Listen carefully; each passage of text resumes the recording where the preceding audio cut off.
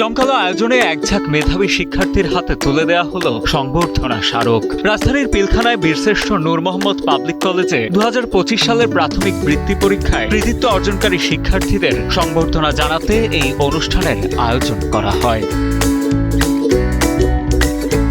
18 জুলাই সকালে কলেজ প্রাঙ্গণে আয়োজিত এই অনুষ্ঠানে উপস্থিত ছিলেন বৃত্তিপ্রাপ্ত শিক্ষার্থী, শিক্ষক ও অভিভাবকরা। এবারের বৃত্তি পরীক্ষায় কলেজটির মোট 38 জন শিক্ষার্থী সফলতার স্বাক্ষর রেখেছে, যার মধ্যে 14 জন মেধাবৃত্তি এবং 24 জন সাধারণ বৃত্তি অর্জন করেছে। অনুষ্ঠানে সভাপতিত্ব করেন প্রতিষ্ঠানের অধ্যক্ষ লেফটেন্যান্ট কর্নেল মোহাম্মদ তাজুল ইসলাম। এমন সাফল্যের ধারা অব্যাহত রাখতে শিক্ষার্থীদের উৎসাহিত করেন তিনি।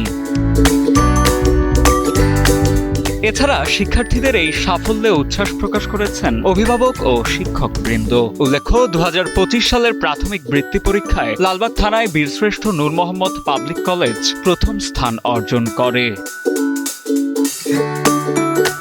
সাজিদা আনিল, সময়ের আলো।